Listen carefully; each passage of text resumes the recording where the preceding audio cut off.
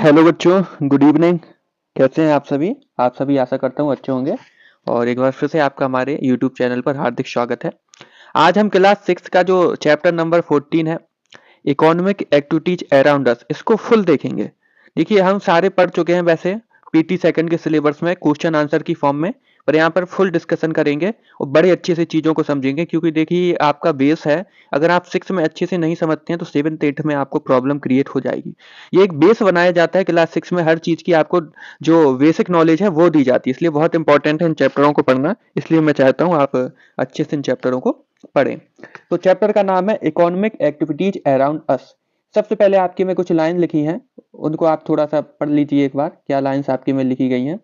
तो आपके में लिखा गया है, just a minute, the root of prosperity is economical activities, the lack of it bring material distress, the absence of fruitful economy activities endangerous both current prosperity and future growth।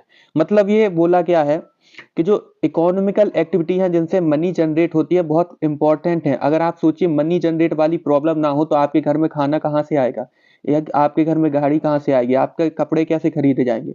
तो सबसे important क्या है, economic activities. ये बहुत important है। हर इंसान कुछ ना कुछ काम करता है, कुछ ना कुछ एक्टिविटीज, या तो प्राइमरी में आएगा या सेकेंडरी या टर्सरी, कुछ ना कुछ कर रहा होगा और पैसा ला रहा होगा, तभी लाइफ पॉसिबल है। आज के टाइम में आप खुद सोचिए, क्या लाइफ पॉसिबल है विदाउट मनी? तो नहीं। तो ये बोला गया अगर इसका मतलब इसका अगर हम लोग सही से यूज नहीं करते हैं, इसकी अपसेंट होती है, तो सिर्फ ऐसा नहीं है कि हम जो प्रेजेंट में जी रहे हैं इन्हीं को प्रॉब्लम होगी। आने वाली जितनी भी फ्यूचर ग्रोथ है, जो भविष्य का हम निर्माण कर रहे हैं, वो सब क्या हो जाएगा, खत्म हो जाएगा। अब द बिग क्वेश्चन देखते हैं, how are economic activities classified. मतलब आप जो इकोनॉमिक एक्टिविटीज है इनको क्लासिफाइड मतलब बांटना है ना, आप इसको कैसे बांटेंगे। ओके। और सेकंड दिया है, what differentiates these activities to be group into sectors. जैसा कि अभी आप आगे पढ़ेंगे, प्राइमरी सेकेंडरी और टर्सरी 3 सेक्टर्स में काम करती है इकोनॉमिक एक्टिविटीज। तो यह क्या है, कैसे इनको डिवाइड किया गया है अलग अलग सेक्टर में। And third one is, how are the 3 sectors interconnected. और जो तीनों सेक्टर हैं, जो प्राइमरी सेकेंडरी और टर्सरी, ये तीनों आपस में कैसे कनेक्टेड हैं। ये आपके 3 बिग क्वेश्चन है जो इस चैप्टर को पढ़ने के बाद आप सारी चीजें समझ जाएंगे। तो सबसे पहले देखते हैं इंट्रोडक्शन। इन देखिए, in chapter 13 we learn about 2 types of activities. इससे पहले जो हमने चैप्टर पढ़ा था उसमें हमने क्या देखा था, वैल्यू ऑफ वर्क वाले में क्या देखा था कि 2 टाइप की एक्टिविटीज थी, पहली इकोनॉमिक एक्टिविटीज और दूसरी नॉन इकोनॉमिक। अब इकोनॉमिक और नॉन इकोनॉमिक क्या है, पहले हम देखते हैं इकोनॉमिक। तो जिसमें हमें मनी जनरेट हो रही थी, जिस काम की वैल्यू है हमें मनी मिल रही थी। जैसे हमारे मोस्टली घर में फादर अगर जॉब पे जाते हैं, किसी की मदर जॉब पे जाते हैं, तो मनी जनरेट करते हैं, तो क्या है, इकोनॉमिक एक्टिविटी है। और नॉन इकोनॉमिक क्या है, तो मोस्टली हम लोगों की मदर क्या करती हैं, जो मदर है वो हाउस वर्क करती हैं, घर के काम करती हैं, घर के खाना बनाना, क्लीनिंग करना, कपड़े धोना, वॉशिंग करना, ये सब क्या है, नॉन इकोनॉमिक। नॉन इकोनॉमिक कैसे है सर, तो देखिए इसमें मम्मी को क्या पैसा मिलता है, नहीं मिलता है। मम्मी को पैसा मिलता है, नहीं मिलता है ना, कोई उन्हें इस चीज के काम करने के, खाना बनाने के पैसे नहीं देता अपने घर में, पर इसकी वैल्यू है। क्यों? क्योंकि अगर वो 4 दिन कहीं चली जाए या 4 दिन खाना ना बनाए, 4 दिन घर की क्लीनिंग ना करें, वॉशिंग ना करें, तो घर की हालत क्या हो जाएगी आप सब समझ सकते हैं। तो उस काम की वैल्यू है पर मनी नहीं मिलेगी वहां पे, तो वो क्या होगा, नॉन इकोनॉमिक। तो अब हम लोग फर्स्ट वाला इस पूरे चैप्टर में पढ़ने वाले हैं, कौन सी, इकोनॉमिक, कि जो हमारे पैसे से रिलेटेड है, वो कैसी कौन कौन सी एक्टिविटीज होती है और कैसे ये एक्टिविटीज काम करती है। स्टार्ट करते हैं। इसको देख लेते पहले, activities that create monetary value are called economic activities. यही आपकी डेफिनेशन हो गई अगर पूछा जाए कि इकोनॉमिक एक्टिविटीज क्या है, तो एक्टिविटीज दैट क्रिएट, जो क्रिएट करती है, बनाती है, मॉनेटरी वैल्यू, पैसा के रूप में वैल्यू बनाती है, कौन सी एक्टिविटीज कहलाती है, तो इकोनॉमिक एक्टिविटीज। ओके। ये आपको दी गई है कि मॉनेटरी वैल्यू क्या है, तो value of something that can be measured in term of money. ऐसी वैल्यू जिसको हम मनी के रूप में देख सकें या तौल सकें या नाप सकें, वो क्या है, मॉनेटरी वैल्यू है। सेकंड देखते हैं आगे, we also learn about the importance of non economic activities, है ना, पिछले चैप्टर में ये भी पढ़ के आया, बिहार जो बताया। To understand these activities better we will learn how economic activities are classified. तो हमारी इकोनॉमिक एक्टिविटीज को कैसे बांटा गया है, कैसे क्लासिफाइड किया गया है, and what differentiate them in this chapter, उनमें क्या डिफरेंस है, ये हम इस चैप्टर में पढ़ने वाले हैं। तो ये देखिए आपको खूबसूरत सी तस्वीर दी गई है जिसमें बताया जा रहा है कैसे इकोनॉमिक एक्टिविटीज आपकी वर्क करती हैं, आप देख पा रहे होंगे। यहाँ पे बहुत सारी दुकान से बताई गई है ना। ट्रांसपोर्ट बताया गया है, पुलिस बताई गई है, एम्बुलेंस बताई गई है, स्कूटी बताई गई है, ये देखो ट्रांसपोर्ट हो रहा है। यहाँ पे देखिए आप इकोनॉमिक एक्टिविटीज हो रही है, रेस्टोरेंट वगैरह चल रहे हैं। तो ये सब क्या बताए जा रहे हैं आपको कि कैसे हम देखते हैं मार्केट में, यहाँ सब तो देखो, यहाँ से भी पैसा है, यहाँ भी पैसा, पैसे सब पैसे के लिए काम कर रहे हैं या नहीं। एम्बुलेंस जा रही है, इसके ड्राइवर को क्या मिलती है? सैलरी। पुलिस जा रही है, सैलरी मिलती है। ये सामान ले जा रहा है, पैसे मिल रहे होंगे। खाना खा रहे हैं, दुकानदार पैसे कमा रहा है। ये सब क्या है? मनी जनरेट करने वाली चीजें हैं। आगे देखें, over the decades the number of economic activities had increase, है ना।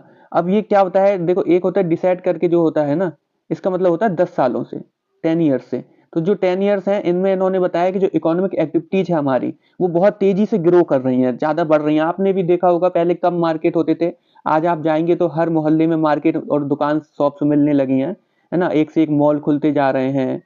तो ये सब क्या है? इकोनॉमिक एक्टिविटीज इंप्रूव हो रही है, ग्रो हो रही है, इंक्रीज हो रही है। For example, earlier most people were involved in activities such as agriculture. जैसे देखिए आप देखते होंगे, जो स्पेशली विलेज वाले हैं, वो क्या करते हैं? अपनी मनी जनरेट के लिए एग्रीकल्चर करते हैं, कल्टीवेशन करते हैं। लाइव स्टॉक्स मतलब पशु पालना।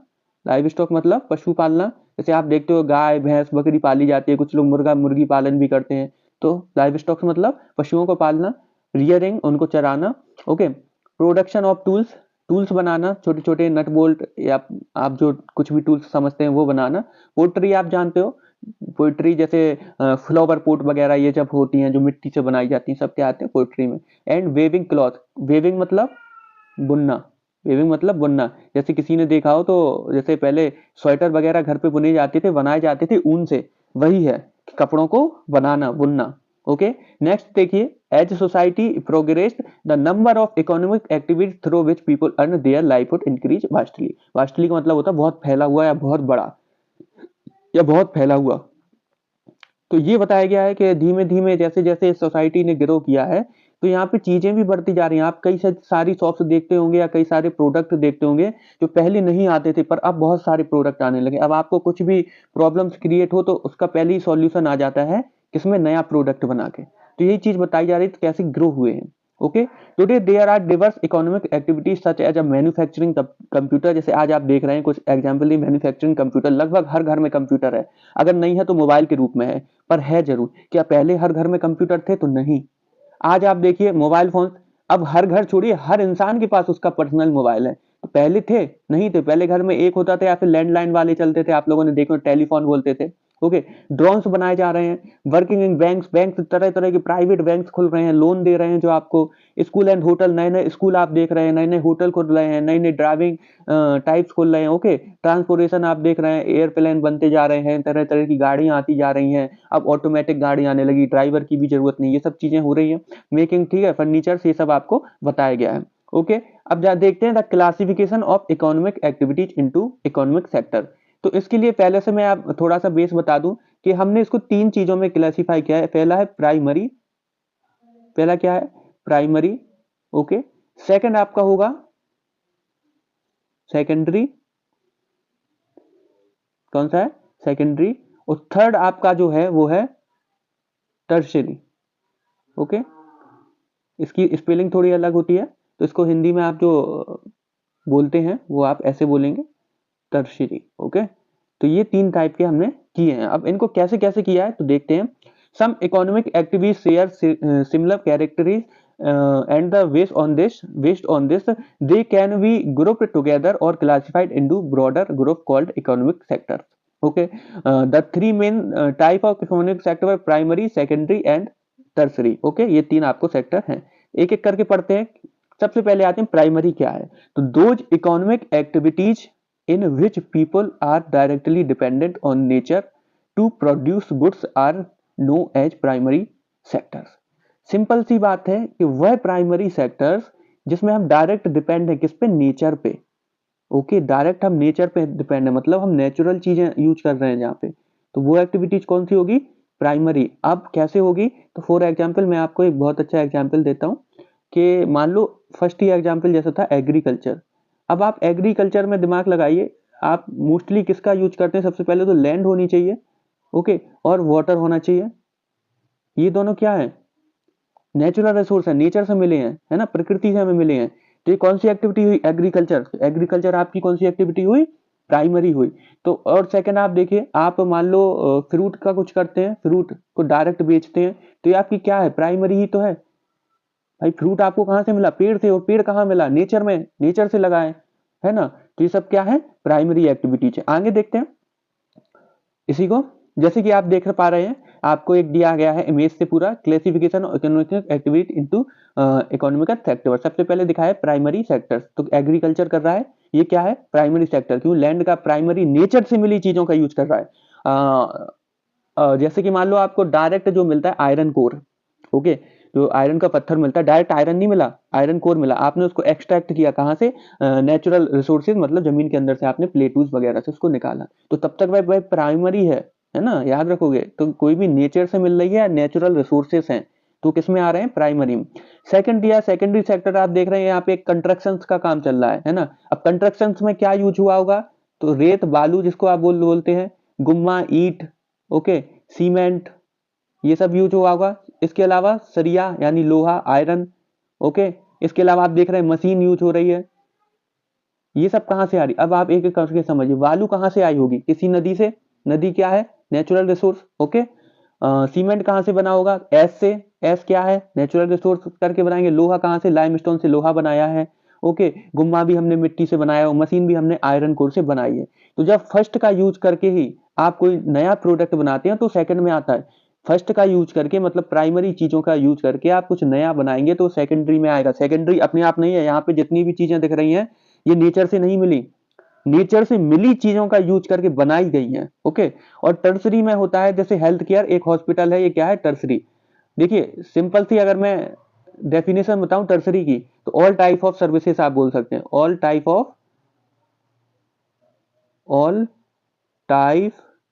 ऑफ सर्विसेज मतलब जितनी भी सर्विस आप देखते हैं ना, जैसे ट्रांसपोर्ट हुआ, बैंकिंग हुई, टीचिंग हुई, स्कूल हुए, होटल हुए, और आपका ये क्या बोलते हैं, हेल्थ केयर हुए, हॉस्पिटल्स हुए, ये सब क्या है?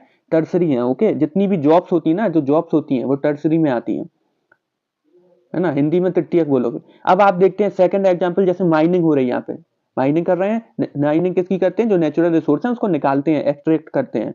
तो ये क्या होगा? नेचुरल है, तो प्राइमरी में आएगा। आप देख रहे हैं मैन्युफैक्चरिंग, किसी चीज को बनाया जा रहा है फैक्ट्रियों में, तो किस में आएगा? सेकेंडरी में। और लास्ट आप देख रहे हैं लॉजिस्टिक, मतलब यहाँ पे ट्रांसपोर्ट का काम हो रहा है, तो ट्रांसपोर्ट अभी हाल बताया किस में आएगा? टर्सरी में आएगा, ओके। एक और एग्जाम्पल आपको दिया है, जैसे फिशिंग कर रहे हो, तो फिशिंग क्या है? आप समुद्र में जा रहे हो, फिशिंग कर रहे हो, नदी में जा रहे हो, फिशिंग कर रहे हो, तो नेचर ही से तो कर रहे हो, तो ये किसमें आएगा? प्राइमरी में।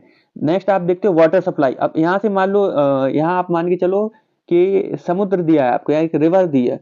रिवर आपकी क्या है? Natural resource. इसी रिवर से आप पानी यहाँ तक पहुंचाओगे, किसके द्वारा? पाइप के द्वारा, और फिल्टर करके पानी पहुंचाओगे, डायरेक्ट नहीं पहुंचाओगे। तो हमने इसको थोड़ा सा मॉडिफाई करके कोई नई चीज बना दी, तो किसमें आ गई? सेकेंडरी में आ गई, ओके। और लास्ट है कम्युनिकेशन, जो आपकी टावर्स वगैरह, ये सब किस में आएंगे? टर्सरी में आएंगे। ऐसे ही आपको और दिया है, जैसे लाइव स्टॉक, मुर्गी पालन करना, सोलर प्लांट्स लगाना, बैंकिंग आपका बताया अभी हाल, टर्सरी में आ जाएगा। उसके अलावा फॉरेस्ट्री, जो फॉरेस्ट में काम करते हैं, लकड़ी वगैरह का काम करना या जड़ी बूटियों का काम करना, ये सब किस में आएगा? प्राइमरी। और इलेक्ट्रिसिटी प्रोडक्शन, जैसे इलेक्ट्रिसिटी बना, जहां भी प्रोडक्शन होगा, देखो बेटा, किसी भी चीज का प्रोडक्शन होगा, मतलब किसी भी चीज को हम बनाएंगे, तो वो किस में आएगा? सेकेंडरी में आएगा, ठीक है। और जिसकी हेल्प से बनाएंगे वो टर्सरी में आएगा। ट्रांसपोर्टेशन आपको दिखाया, फिर से वही ट्रांसपोर्ट वाली चीज दिखाई गई है, तो क्या था? Primary. For example, work involving cultivation of grains and vegetables from agriculture farm, collecting woods from the forest, है ना, एग्रीकल्चर जो करना है, और लकड़ियां फॉरेस्ट से इकट्ठी करना, एक्सट्रैक्ट कोल्स को निकालना, है ना, माइंस करना, वही नेचुरल रिसोर्सेज, फिशिंग करना, ये सब किस में आ रहे हैं? तो प्राइमरी का हिस्सा होने वाले हैं। आप इसके अलावा भी देख सकते हैं, जैसे ग्रीन फार्मिंग करना, ये आपका सेकंड, फर्स्ट है माइनिंग करना, है ना, फिशिंग करना, फॉरेस्ट्री करना, राइजिंग लाइव स्टॉक, पशुपालन, ये ऊंट पाल रहे हैं, तो ये सब किस में आ रहा है? प्राइमरी में। किस में आएगा? प्राइमरी में, याद रखोगे। अब चलते हैं सेकेंडरी की तरफ। सेकेंडरी में क्या होता है? तो secondary activities, economic activities in which people are dependent on output of the primary sector. मतलब कि हम यहाँ पे रॉ मटेरियल, जो जिससे चीज बना रहे हैं, पहली चीज रॉ मटेरियल, किसी भी चीज को बनाने के लिए किसकी जरूरत है? Raw material. तो वो हमें कहाँ से मिल रहा है? प्राइमरी, मतलब नेचर से मिल रहा है। और फिर हम उसको मशीनों के द्वारा प्रोसेस करा के कुछ नया प्रोडक्ट बना रहे हैं और उसको मार्केट में बेच रहे हैं, तो क्या आएगा? सेकेंडरी बनेगा, ओके, आप हमेशा याद रखें डायरेक्ट सेकेंडरी नहीं बनाया जा सकता, सेकेंडरी डायरेक्ट नहीं बनाया जा सकता। इसको हम लोग क्या कर रहे हैं, तो यूज कर रहे हैं किसका, प्राइमरी सेक्टर्स का। तो economic activities in which people are dependent on output of the primary sector, जो हमें आउटपुट मिल रहे हैं प्राइमरी सेक्टर से, नेचर से, उसका ही हम यूज कर रहे हैं। और इसमें आप टर्सरी का भी यूज कर रहे हैं। देखिए आपको कहीं से लकड़ी मिलती है ना, और उस लकड़ी से आपको बुक का जो पेज है वो बनना है। तो सबसे पहले आप लकड़ी को काटेंगे, कहाँ से, फॉरेस्ट से। तो ये आपका भी क्या है, प्राइमरी हुआ, क्योंकि आप नेचर से डायरेक्ट ले रहे हैं। सेकंड, आप इसको क्या करेंगे, आप इसको मशीन का यूज करके फैक्ट्री में से क्या बनाने वाले हैं, कागज। ओके, आप इसको कागज बनाने वाले हैं। पर इसमें आपको हेल्प लेनी है टर्सरी की। क्यों लेनी है, ये लकड़ी डायरेक्ट थोड़ी पहुंच जाएंगे, इसके लिए आपको सबसे पहले क्या चाहिए, ट्रांसपोर्ट। आप ट्रांसपोर्ट से कहाँ पहुंचाएंगे सामान, लकड़ियों को लाद के कहाँ पे पहुंचाएंगे, तो अपनी फैक्ट्री में। फिर वहां किसका यूज करेंगे, मशीन का। वो मशीन का यूज कर रहे हो, तो मशीन का यूज करके आप क्या बनाएंगे, पेपर बनाएंगे। और फिर जब पेपर बन जाएगा तो उसको फिर मार्केट तक लाएंगे, दुकानों में लाएंगे, और दुकान में बेचने वाला भी क्या है, तो ये क्या है, टर्सरी। तो ये क्या है, डिपेंडेंट है, आप समझे ना। आपको अगर कागज बनाना है तो सबसे पहले आपको लकड़ी चाहिए। लकड़ी कहाँ से आएगी, नेचुरल रिसोर्स। अब नेचुरल रिसोर्स से आप समझ गए प्राइमरी सेक्टर। उसके बाद आपको मशीन चाहिए, सेकेंडरी सेक्टर। उस फिर उसको लाने ले जाने के लिए ट्रांसपोर्ट चाहिए, यानी टर्सरी। यानी ये तीनों चीजें क्या है, इंटरकनेक्टेड हैं, तीनों एक दूसरे से आपस में जुड़ी हुई हैं। चलिए इसको पूरा पढ़ते हैं। Economic activities in people are dependent on output of the primary sector. तो किस पे डिपेंड है, इसमें प्राइमरी सेक्टर से जो आउटपुट आ रहे हैं उसको बना रहे हैं। And transform them product goods are known as secondary activities. Okay, ये आपकी क्या हो गई, इसकी डेफिनेशन हो गई। सेकंड देखिए, और सेकेंडरी सेक्टर इकोनॉमिक एक्टिविटी दोनों बोला जाता है इसको। The secondary sector include the construction of building, जैसे बिल्डिंग का कंस्ट्रक्शन करना, रोड्स बनाना, एंड प्रोवाइडिंग यूटिलाइजिंग लाइट, जो जरूरत की चीजें हैं उनको, जैसे वाटर हुआ, इलेक्ट्रिसिटी हुई, गैस हुई, इनको पहुंचाना। Okay, it also include the manufacturing of product, किसी भी चीज का प्रोडक्ट को फैक्ट्री में हम बना रहे हैं तो कौन सी एक्टिविटी हुई, secondary. And production unit to process raw material from the primary sector into some other form that can be further sold or consumed, है ना। और आगे देखते हैं, some example of secondary sector activities include the processing of grains, अनाज की processing करना। आप लोगों ने देखी हो, अनाज से प्रोसेसिंग करके नई नई चीजें बनाई जाती हैं। ओके, जैसे कॉर्न वगैरह की यूज करके पॉपकॉर्न बना रही है, सब क्या है, सेकेंडरी में आता है। Okay, next extraction of oil, जैसे ऑयल निकालना, है ना। अब डायरेक्ट जैसे हम पेट्रोल यूज करते हैं, आप लोग जानते हो, तो पेट्रोल के लिए सबसे पहले क्या होती है, माइनिंग होती है। माइनिंग करके एक हमें लिक्विड मिलता है ना। डायरेक्ट पेट्रोलियम तो नहीं, पेट्रोल तो नहीं कहेंगे, पर पेट्रोलियम मिलता है, पेट्रोलियम मिलता है। फिर इसको हम लोग फिल्टर करके इसमें दूसरी चीजें डाल के, केमिकल्स डाल के इसको पेट्रोल बना देते हैं। तो यहाँ क्या होती है ये चीज, जब तक एक्सट्रैक्ट कर रहे थे तो प्राइमरी था, जैसे ही बनाया तो सेकेंडरी हो गया। ये सब चीजें इसमें आती हैं। ओके, यहाँ पे सेकेंडरी सेक्टर क्या है, the group of activity that involve processing of raw material derived from the primary sector into product for sale और कंजम्पशंस। ये इसकी एक और डेफिनेशन आपको दी है, जैसा कि आपको दिया है ऑटोमोबाइल फैक्ट्री एग्जांपल, यहाँ पे गाड़ियां बन रही हैं, तो क्या है, सेकेंडरी। यहाँ प्रोसेस हो रही है, सेकेंडरी है। ओके, टेक्सटाइल, यहाँ पे क्या है, कपड़े बुने जा रहे हैं, कपड़े बनाए जा रहे हैं, तो क्या है, सेकेंडरी। ओके, फार्मेसी फैक्ट्री, अब ये फार्मेसी क्या फैक्ट्री है, फैक्ट्री है तो क्या है, सेकेंडरी। अब यही दवाइयां जब मेडिकल पे पहुंच जाएंगी, वो मेडिकल वाला इसे बेचेगा, तो ये कौन सी बन जाएगी, टर्सरी, क्योंकि वहां फिर ये सर्विस हो गई। ठीक, कौन सी बन जाएगी, टर्सरी बन जाएगी। ओके, आगे देखिए, passenger vehicle like car 45 lakhs, ये आपको एक डोंट मिस आउट वाला दिया है कि जैसे ऑटोमोबाइल जो गाड़ियां बनती हैं उससे रिलेटेड 2022 में जैसे 45 लाख थी। कमर्शियल व्हीकल जो बनाई गई हैं, ट्रक्स, वो 10 लाख थे, इंडिया की बताया जा रहा है, इंडिया की डेटा है, याद रखोगे। और 3 व्हीलर्स जो आपकी होती है ना, ऑटो वगैरह और बनाई जाती है, 8.6 लाख थी, और 2 व्हीलर्स 2 करोड़ थी, इंडिया में मैन्युफैक्चरिंग हुई है। ओके, नेक्स्ट देखते हैं टर्सरी।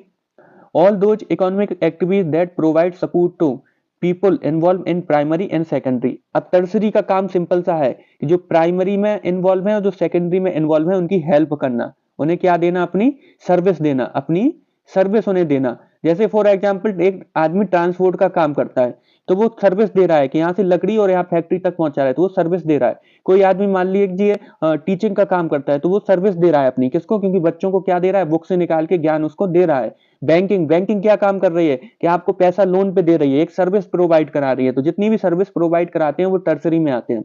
पढ़ते हैं, ये हो गया these include service that we may not to be able to see but which still play a very important role। इन्होंने बोला है कि ये दिखती नहीं है ज्यादा सर्विस के, हाँ ये कोई इंपॉर्टेंट काम कर रहा है पर इसकी बहुत ज्यादा इंपॉर्टेंट है। आप सोचिए, मैं सबसे अच्छा एग्जांपल बार बार दे रहा हूँ, ट्रांसपोर्ट। आप सोचिए अगर ट्रांसपोर्ट ना होता आप एक दूसरी जगह पहुंच ही नहीं पाते, ना रेल होती, ना बस होती, ना फोर व्हीलर होती, आप जहां हो वहीं रहते। चलो अपना तो बात के बात है, कोई सामान नेचर से या एग्रीकल्चर किसी ने, किसान ने उगा दिया, मान लो अनाज उगाया, अब अनाज को आप मंडी ही नहीं पहुंचा पा रहे हैं, किसी को बेचने के लिए ही नहीं पहुंचा पा रहे हैं, आपके पास गाड़ी ही नहीं है, तो पॉसिबल है लाइफ? नहीं है। तो टर्सरी का एक बहुत इंपॉर्टेंट रोल है, ये आप याद रखेंगे। आगे देखते हैं, यही देखो आपको दिया भी गया एग्जाम्पल, ग्रेन्स वेजिटेबल्स है ना, पहुंचा ही नहीं पा रहे हैं आप मार्केट तक। द फ्रूट और vegetable vendor sell the farm produce to household consumer. Similarly doctors हुए, नर्स हुए, टीचर्स हुए, लॉयर्स हुए, पायलट्स हुए, ये सब क्या है, अपनी सर्विस प्रोवाइड करा रहे हैं, तो ये सब क्या आएंगे, टर्सरी में आएंगे। ये सब किस में आएंगे, टर्सरी में आएंगे। ओके, आगे देखते हैं, those who need them. Okay, there are technical who repair and service electronic item. अब जैसे कोई आपका इलेक्ट्रॉनिक आइटम है, मोबाइल वगैरह है, इस खराब हो जाते हैं, आप मोबाइल ठीक कराने जाते हो या अपनी टीवी ठीक कराने जाते हो, तो वहां पे जो इंसान ठीक कर रहा है वो आपको सर्विस दे रहा है, क्या दे रहा है आपको, सर्विस दे रहा है या नहीं? तो वही सर्विस किस में आएगी, आपसे पूछा जाएगा कि जो काम कर रहा है, मान लो वहां शॉपकीपर है, मैं ऐसे बोल रहा हूँ, शॉपकीपर बोल दिया उसको अपन ने, मान लो शॉपकीपर आपके लिए क्या कर रहा है, सर्विस दे रहा है, उधर सर्विस दे रहा है तो किसमें आ गया, ऑटोमेटिक टर्सरी में आ जाएगा। ओके, आगे देखते हैं, and electronics who ensure regular supply of electricity, जैसी सप्लाई हो गई वो भी आपकी किस में आएगी, तो आपकी टर्सरी में आने वाली है। ओके, ये कुछ वेयर हाउस और जो दी गई है इनको देखते हैं थोड़ा सा। टर्सरी सेक्टर हम पढ़ चुके, वेयर हाउस क्या है, तो लार्ज बिल्डिंग्स, मतलब बड़ी बड़ी बिल्डिंग्स हैं, यूज्ड फॉर स्टोरिंग प्रोडक्ट। किसी प्रोडक्ट को, मान लो हमारे पास सूज का ले लेते हैं एग्जाम्पल, मान लो कोई सूज है, अब सूज को जब कंपनी ने बल्क में बनाया, मान लो कंपनी ने लगभग 10 लाख पीस बनाए सूज के। ओके, तो अब इसको कहाँ लिखेंगे, कहाँ रखेंगे, कहीं रखने के लिए जगह चाहिए। अब जिस बिल्डिंग में आप रखोगे, बड़ी बड़ी बिल्डिंगें होती हैं, वो क्या कहलाएंगी, तो वेयर हाउस कहलाएंगी। तो large building use for storing, storing का मतलब होता है एक जगह के जमा करके रखना, जैसे 10 लाख है तो 10 लाख वहां पे रखना, क्या कहलाती है, storing. Product before they are sold, बेचने के पहले कहीं रखोगे, फिर वो 10 लाख आपके धीमे चले जाए, 1 लाख इस वाले को बेच दिए, 2 लाख कहीं बेच दिए, 3 लाख कहीं, तो उसके पहले जहां इकट्ठे रखे हैं बेचने के पहले, वो क्या है, बिल्डिंग्स हैं, कौन सी, वेयर हाउस कहलाएंगी। ओके, नेक्स्ट देखिए, सॉफ्टवेयर डेवलपमेंट, ये भी एक सर्विस दे रहा है ना, रेस्टोरेंट में वेटर है, वो भी एक सर्विस दे रहा है, तो सब क्या है, टर्सरी में। ओके, सर्विस, एयरपोर्ट पे आपको सर्विस मिल रही है, और रिटेल की शॉप वगैरह, ये सब किस में आएंगे, आपकी टर्सरी के एग्जाम्पल हो जाएंगे। अब देखते हैं कि कैसे ये इंटरडिपेंडेंट है, इंटरडिपेंडेंट मतलब एक दूसरे पर डिपेंड है, क्या है, एक दूसरे पर डिपेंड है ये चीजें, मतलब अगर तीन में से अगर एक भी ना हो ना, तो चीजें क्या हो जाएंगी, चल ही नहीं पाएंगी। देखते हैं, the three type of economic activities or economic sectors play an important role in process of देखिए यहाँ पे सीखिए, सबसे पहले लाइन बाई लाइन चलते हैं। द थ्री टाइप ऑफ, मतलब 3 टाइप ऑफ की आपने अब देख ली इकोनॉमिक एक्टिविटीज, कौन कौन सी, प्राइमरी, सेकेंडरी और टर्सरी। अब जो इकोनॉमिक सेक्टर्स हैं ये बहुत इंपॉर्टेंट रोल प्ले करते हैं, मतलब तीनों का अपना इंपॉर्टेंट है, हम किसी एक को ज्यादा या किसी एक को कम नहीं बोल सकते। ओके, जैसे आप देखते हैं convergence natural raw materials into finished product. अब कोई रॉ मटेरियल है आपको कहीं से मिला है, उसको आपको फिनिश्ड प्रोडक्ट तक पहुंचाना है। देखिए इसकी भी प्रोसेस को क्या बोलते हैं आपको मैं बताता हूँ। ये प्रोसेस होती है इनपुट, जैसा कि आप कंप्यूटर में देखते हैं, और फिर यहाँ पे क्या होती है, प्रोसेस होती है, और फिर आपको उसका क्या मिलता है, तो आउटकम मिलता है। कैसे, तो सबसे पहले मैं बताता हूँ, जैसे मान लो आप कैचअप्स वगैरह यूज करते हैं, फॉर एग्जाम्पल अब बदल लेते हैं हम लोग, कैचअप जब आप यूज करते हैं तो आप उसमें क्या इनपुट लगाते हैं, देखिए। तो सबसे पहले आपको टोमेटो चाहिए, जो कि आपको कहाँ से मिलने वाला है, प्राइमरी से। इसके अलावा आप शुगर का यूज करेंगे, इसके अलावा आप मशीन या केमिकल्स का यूज करेंगे। ओके, तो ये आपने क्या की, इनपुट उसमें लगाए हैं आपने, और इसके अलावा आपने पैसा लगाया, अपना टाइम लगाया, फिर उसकी प्रोसेस हुई, प्रोसेस के बाद आपको क्या मिला, यहाँ पे वो कैचअप मिल गया, यहाँ पे वो कैचअप आपको मिल गया, तो वो क्या कहलाएगा, फाइनल प्रोडक्ट होगा, वो आउटकम कहलाएगा। जैसे कि इलेक्ट्रॉनिक में बताऊं, इलेक्ट्रॉनिक चीजों में बताऊं, आप अपने मोबाइल का, कंप्यूटर सॉरी, मोबाइल का यूट्यूब खोलते हैं, तो यूट्यूब में सबसे पहले आप इनपुट देंगे, इनपुट में आप लिखेंगे मान लो सोशल वाई शिवम सर, या फिर कुछ भी आप दूसरा सर्च करते हैं, तो आपने क्या कहा, मोबाइल से इनपुट दिया, फिर मोबाइल ने उसको प्रोसेस किया, ढूंढा किसने जो डाला है ना, economic activities around us by Shivam sir, तो ये क्या किया उसने, प्रोसेस की, ढूंढा कि ये कौन से शिवम सर को ढूंढ रहे, फिर आपको उसके क्या दिए, रिजल्ट दिए, यहाँ पे वीडियो दिखा दी, ये है ये है, तो ये क्या हो गया, फिर ये आपको आउटकम के रूप में मिल गया, तो ये होता है आउटकम। ओके, देखते हैं, let us go on the imaginary execution to a village in Anand district of Gujarat. हम यहाँ पे एक एग्जाम्पल देखें, कहाँ पे, गुजरात का एक डिस्ट्रिक्ट है आनंद, वहां पे एक हम एग्जाम्पल देखने वाले हैं, ठीक है। किसका एग्जाम्पल देने वाले हैं, तो डेयरी का। और कोऑपरेटिव, ये वर्ड मैं पढ़ा चुका हूँ कई बार, आज फिर आपको आया है तो बता दूंगा। कोऑपरेटिव का मतलब होता है जहाँ पे मिलजुल के काम हो। ओके, कई लोग मिलजुल के काम करें, वो क्या कह रहेगा, कोऑपरेटिव सोसाइटीज, कोऑपरेटिव लोग। जैसे कि डेयरी का काम, अब डेयरी का काम ऐसा क्यों बताया गया, तो सबसे पहले देखिए, क्या एक ही इंसान सारा मिल्क देता है क्या, नहीं देता।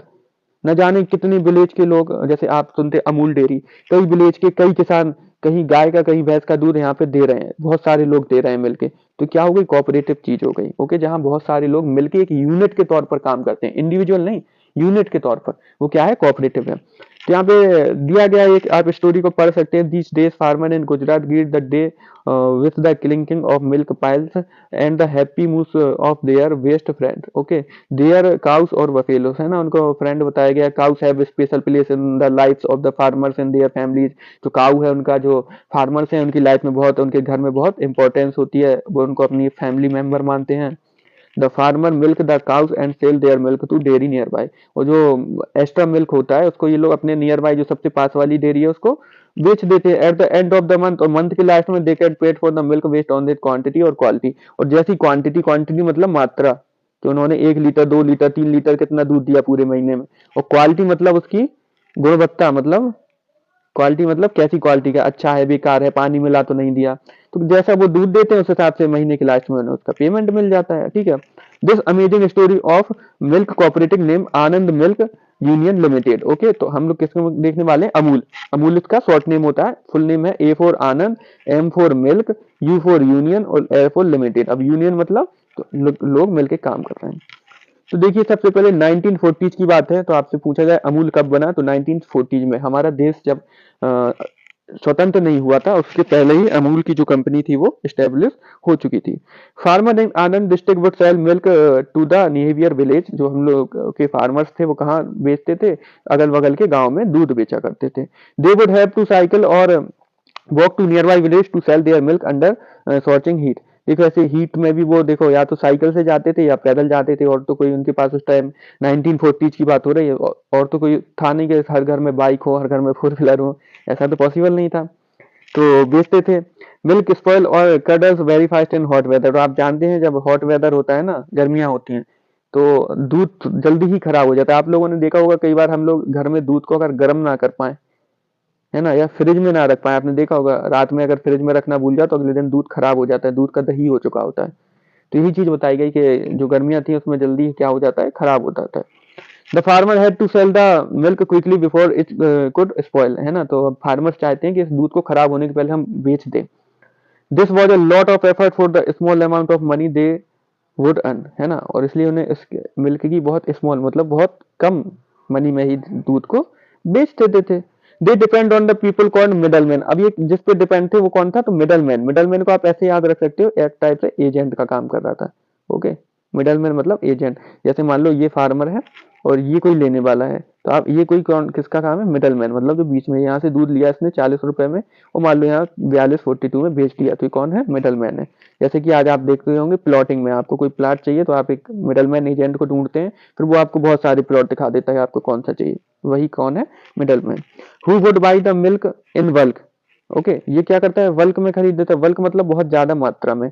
मान लो एक किसान ने 2 लीटर दिया, एक ने 5 लीटर दिया, एक ने 10 लीटर दिया, ऐसे कर करके इसके पास 100 लीटर मिल्क हो गया।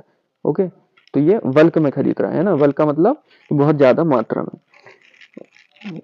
एट मी, और किसने बहुत स्मॉल प्राइस में ले लेता है ना, क्योंकि वहां से आया, उसने कहा 2 लीटर दूध है, इसने उसको मान लो 30 रुपए लीटर के हिसाब से दे दिए, पर इसके पास बहुत ज्यादा है। ओके, और फिर क्या करता है कि and sell it in the market many times the farmer feel cheated and harassed by the middleman. और कई बार जो मिडलमैन होते थे वो क्या करते थे, चीटेड करते थे। कैसे, कि 20 रुपए से दूध ले लिया और मार्केट में जबकि बेच रहा है वो 40 में वही दूध को, तो इन लोगों को दूध इनका है, केवल इसने मिडलमैन का काम किया और 20 रुपए ले गया, तो ये इसके साथ चीट कर रहा है। Okay, one day the farmer collectively approach Sardar Vallabh Bhai Patel. अब एक बार क्या हुआ कि सभी फार्मर्स इकट्ठे होके कहाँ पहुंचे, सरदार वल्लभ भाई पटेल, जिनको आप लौह पुरुष जानते हैं, सरदार वल्लभ भाई पटेल, लौह पुरुष ऑफ इंडिया, है ना, iron man of India, approach Sardar Vallabh Bhai Patel. Okay, अब इनके पास पहुंचे तो उन्होंने अपनी प्रॉब्लम्स को सुनाया, तो इन्होंने एडवाइस दी कि he advice them to form a cooperative to become independence and stop relying on the middleman. अब इनने कहा कोऑपरेटिव मतलब सारे जो जितने फार्मर्स हो मेरे पास आए मिलके काम करो ना, मिडलमैन को क्यों लाते हो बीच में, ठीक है। As a cooperative the farmers would be able to buy and sell milk as a group. अब इसमें क्या करना है कि आप लोग ग्रुप बना लो और बल्क में बेचो। अभी क्या हो रहा था, एक आदमी था, एक 2 दे गया, एक 5 लीटर दे गया, एक 10 लीटर दे दिया। इनने कहा आप सब लोग उस आदमी को हटाओ, आप सब लोग यहाँ आओ और आप सब लोगों का जैसे वो इकट्ठा 100 लीटर बना लेता था, तो आप खुद 100 लीटर करके और बेचने चले जाओ, मिडलमैन को हटा दो। Okay, taking care of the entire operation of milk collection processing and distribution themselves the farmer to Sardar Vallabh Patel advice. इनकी एडवाइस को मान लेते हैं और 1946 अंडर द लीडरशिप ऑफ किसके, त्रिभुवन दास। कौन थे ये, त्रिभुवन दास, इनके अंडर में ये काम होता है। कौन थे ये, लॉयर थे और फ्रीडम फाइटर थे, स्वतंत्रता सेनानी थे। और डॉक्टर वर्गीस कुरियन, ये दोनों मिलके अमूल बनाते हैं, है ना। और आज जितना भी दूध ने प्रोग्रेस की है इन्हीं 2 लोगों की वजह से की है।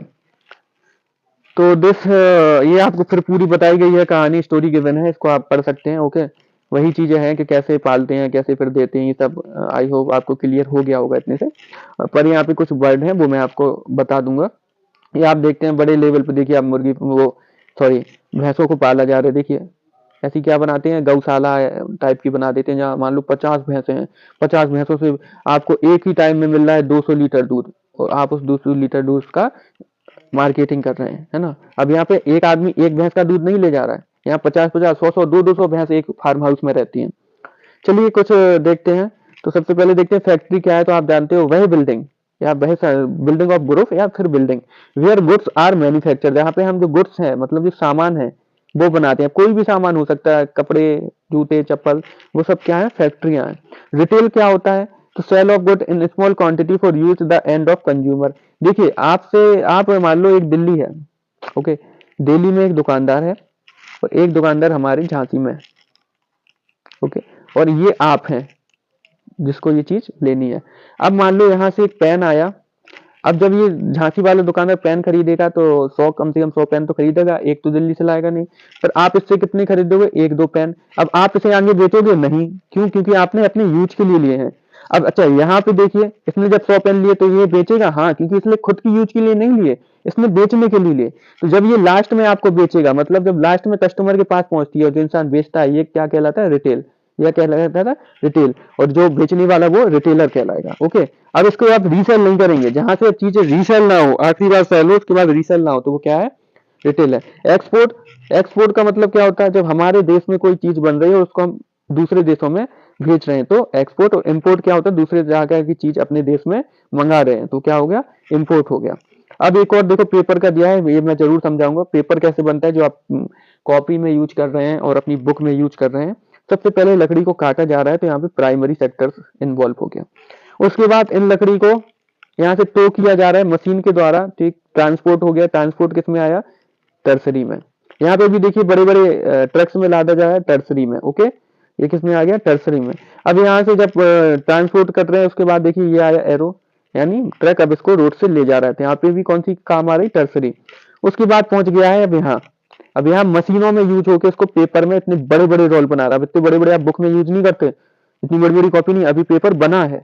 ओके, तो अभी क्या यहाँ पे हो रही, मैन्युफैक्चरिंग हो रही, क्या हो रही, मैन्युफैक्चरिंग होने लगी है। ओके, अब मैन्युफैक्चरिंग होके क्या हो रहा है, तो आपको अब यहाँ पे चीजें मिलने लगी। कैसे मिलने लगी, अब आप इसको ले गए, आपने इसको प्रिंट किया, इस पे कलर किया, है ना, बुक्स आप देखते हो कलर होती है। कलर के बाद अपने इसमें टाइपिंग की, बुक्स की बात कर रहा हूँ, टाइपिंग की, उसमें इमेजेस डाली। इसके बाद आपने उसमें टैग भी देखा होगा, हर कंपनी जो छपवाती है अपना टैग लगवाती है, और फिर ये कहाँ पहुंचता है, शॉप पे। अब शॉप पे जब पहुंच गया तो ये फिर से किस में आ गया, टर्सरी में, है ना। यहाँ दुकानदार क्या सर्विस दे रहा है, टर्सरी। ये सब क्या है, सेकेंडरी सेकेंडरी सेकेंडरी। ओके, तो ये एक पेपर का एग्जाम्पल था। आई होप आप लोगों को ये चैप्टर समझ आया होगा। यहाँ पे आपसे पूछा गया कौन सी प्राइमरी है, कौन सी सेकेंडरी, कौन सी टर्सरी, ये मैंने बता दिया। These days used paper recycle to make new paper. है ना। आजकल हम लोग पेपर जो रद्दी है उसको फिर से क्या करते हैं, रिसाइकिल करके नया पेपर बनाते हैं। Recycling just 1 ton of paper save 70 tree as well as 2.5 cubic metres of landfill space. इसलिए हमें क्या करना चाहिए कि जो पेपर है उसको वेस्ट करें, जलाए मलाए नहीं, आप रद्दी में बेच दें, रद्दी वाला ऊपर पहुंचा देता है। उससे क्या होता है, रिसाइकिल, फिर से उस पेज से नया पेज बन सकता है। इससे क्या होता है, जो हम पेड़ काट रहे हैं ना पेज बनाने के लिए, वो पेड़ नहीं काटने पड़ेंगे। तो इसलिए एक एडवाइस आप लोगों को दी गई है। और इसके अलावा ये आपके क्वेश्चन हैं एनसीईआरटी के। और thank you for watching the video. और आई होप आप लोगों को ये चैप्टर अच्छा लगा होगा, पढ़ के समझ में भी आया होगा। ऐसे ही हम सारे चैप्टर आगे करेंगे। Thank you very much.